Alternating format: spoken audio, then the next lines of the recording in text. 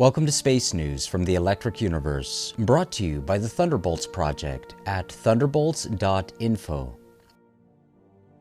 In a previous Space News series, Thunderbolts contributor Andrew Hall presented his groundbreaking thesis on new aspects of electric universe geology. Of course, electrical scarring of any kind is not part of the traditional geological toolkit.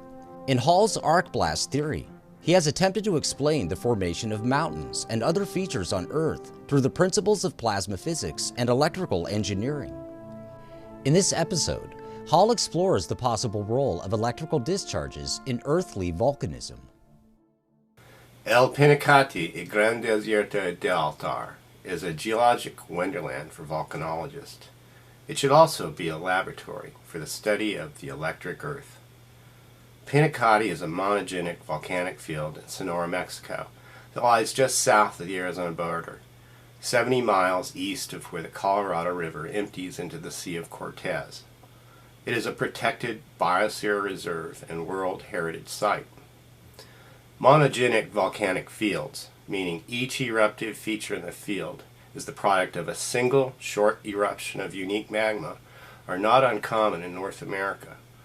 In fact, Pinacate is one of 50 that dot the landscape from central Mexico to Colorado. What makes Pinacate special is its pristine nature, for it is largely untouched by human hands or the effects of severe erosion. Its location in the desiccated Altar Desert of Sonora is the reason it has remained pristine. As Edward Abbey wrote of the Altar, "This region is the bleakest, flattest, hottest, grittiest, grimiest, dreariest, ugliest, most useless, most senseless desert of them all. It is the villain among badlands, most wasted of wastelands, most foreboding of forbidden realms." In other words, it was one of Abbey's favorite places. Geologists insist Pinacate is dormant, but recently so. Its last eruption is dated a mere 10,000 years ago. But local lore of the Tohono O'odham people, descendants of the ancient Pueblo culture known as Hohokam, insist there have been two minor eruptions in the last century, one in 1928 and again in 1934. Seismographic records don't bear this out, say geologists, indicating no seismic event associated with volcanic activity was recorded at the time. Its many lava flows and tephra beds portray the Pinacate as the result of three volcanic periods. First, it developed as a shield volcano, raising the mountain that gives the field its name. Pinacate is derived from the Aztec word for black beetle and is commonly used for the desert stink bug. Identity with the mountain is understandable since stink bugs hold their rear high and emit a foul odor. The next period brought blooms of pyroclastic eruption that left over 500 volcanic vents and cinder cones across 770 square miles. Its final phase created several Mars craters.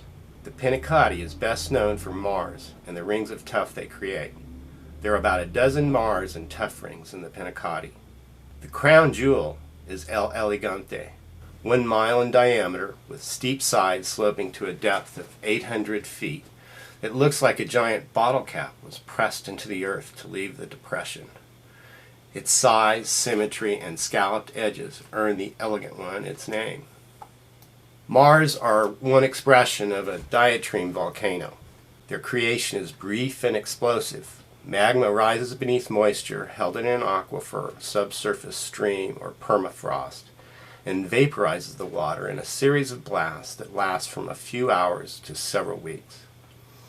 A shallow crater with a bowl floor and a low raised rim is left over a rock-filled fracture called a diatreme. Typically, Mars fill with water following eruption, leaving a lake. The Mars of Pinacate are dry and accessible. No certainty as to the formation is truly known in consensus science. The inverted cone shape of a Mars diatreme has been generally assumed to form by shallow explosions first, followed by progressively deeper explosions. The explosions are thought to be caused by the instant vaporization of groundwater when it contacts hot magma. If deep explosions occurred first, they would hollow out a wide void, not a conical vent. but the shallow first theory should produce ejecta of shallow rock covered by later deposits of deeper rock. Examinations of Mars show that deep rock fragments are well mixed with shallow rock, implying explosions occurred throughout all depths at once. Geologist Greg Valentine, a professor at the University of Buffalo in New York, and James White, an associate professor at the University of Otago in New Zealand, have created a new model to account for the jumbled order of explosions. Their model, published online by the journal Geology, suggests individual explosions are relatively small and shallow explosions more likely to cause eruptions than deep ones. The model did not include subsurface electrical discharge as a possible causation. Perhaps it should. The likeness of Pinacotti's craters to lunar craters made it a perfect training ground for Apollo astronauts.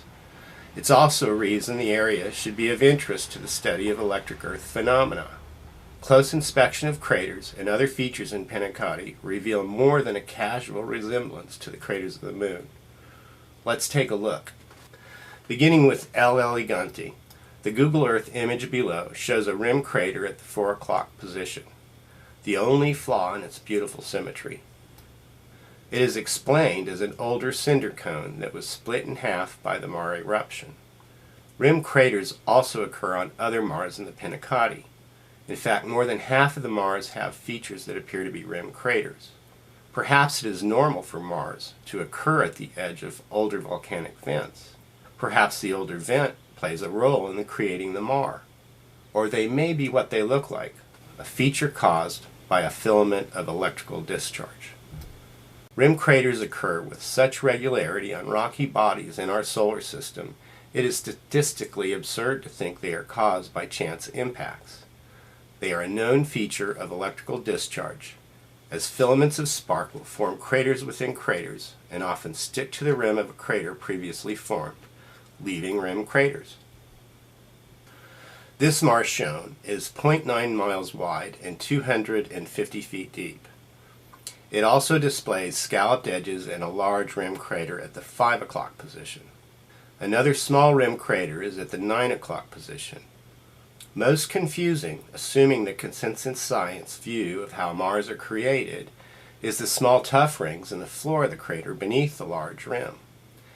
In this case, the rim features can't be the remnant of an older cinder cone, since they could not possibly have pre-existed the Mars eruption. It must be the remnants of events that followed the sequence of eruptions that made the Mars. But where is the debris from this later event?